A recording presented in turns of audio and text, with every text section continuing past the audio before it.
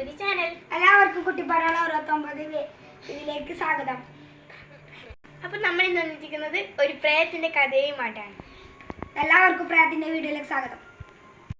ഈ കുഞ്ഞിക്ക് പ്രേതത്തിനെ ഭയങ്കര പേടിയാണ് ഗൈസ്. നമുക്ക് കുഞ്ഞിനെ ഒന്ന് പേടിപ്പിച്ച് തൂർപ്പിക്കാം ഗൈസ്. നമുക്ക് അങ്ങനെ നോക്കാം. വീഡിയോ തുടങ്ങുമ്പോ തന്നെ പറഞ്ഞോള് എനിക്ക് ചണ്ടിയിൽ മൂത്രയിക്കാൻ പറ്റുമെന്ന്.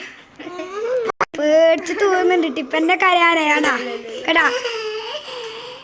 ലൈറ്റ് ഓഫ് ആക്കിനോളെ പേടിച്ചിട്ടാണ് കണ്ടാ.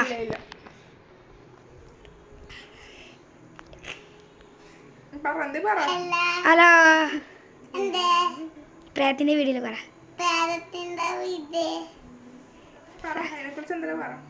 സ്വാഗതം പറ. സ്വാഗതം. എനിക്ക് പ്രേതത്തിന്റെ വീഡിയോ പേടി പറ. പ്രേതത്തിന്റെ വീഡിയോ പേടി. എനിക്ക് ഇഷ്ടമല്ല പ്രേതത്തിനെ പറ. എനിക്ക് ഇഷ്ടമല്ല പ്രേതത്തിന്റെ. പ്രേതത്തിനെ എനിക്ക് ഇഷ്ടമാണ് പറ. എനിക്ക് പ്രേതത്തിന് ഇഷ്ടമാണ്. കുറച്ചേരം നമുക്ക് പാട്ടേക്കാം, എന്നിട്ട് ഈ പ്രേതത്തിന്റെ വീഡിയോയിൽ പോവാം.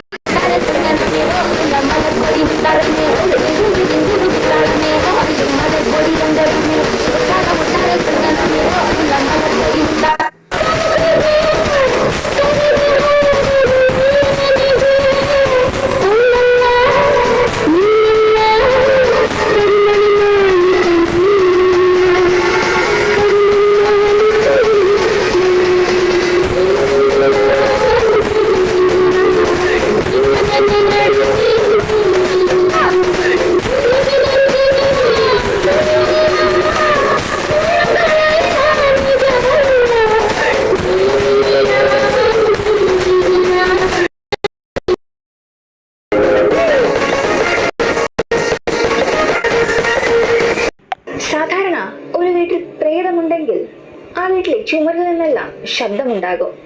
അടുക്കളയിലെയും ബാത്റൂമിലെയും ടാപ്പുകൾ താനെ തുറക്കും.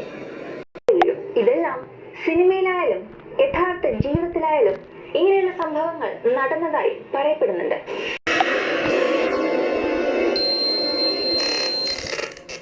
ഇങ്ങനെ പറയപ്പെടുന്ന 2 സംഭവങ്ങളെ കുറിച്ചാണ് ഇന്ന് നമ്മൾ അറിയാൻ പോകുന്നത്.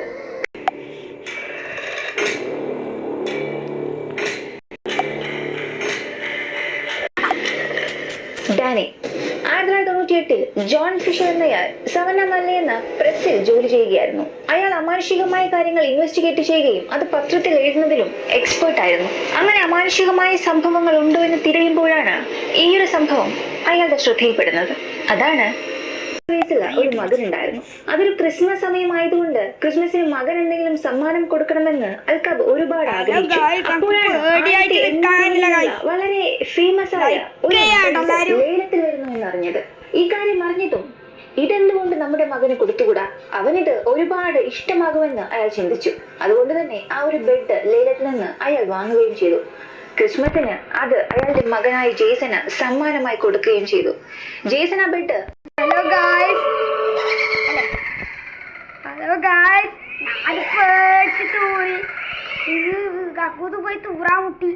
പേടിച്ചിട്ട് നിൽക്കാനില്ല. അത്രയും പേടിയൊരു സിനിമ കണ്ടു തീർത്തു. ഗായ്സ് ലൈക്ക് ചെയ്യാൻ, ഷെയർ ചെയ്യണം. എല്ലാവർക്കും വീട്ടിൽ ഷെയർ ചെയ്ത് കൊടുക്കുക. എല്ലാം പേടി പറഞ്ഞാൽ നല്ല കീട്ടില് പേടിപ്പെടുത്തുന്ന സിനിമ.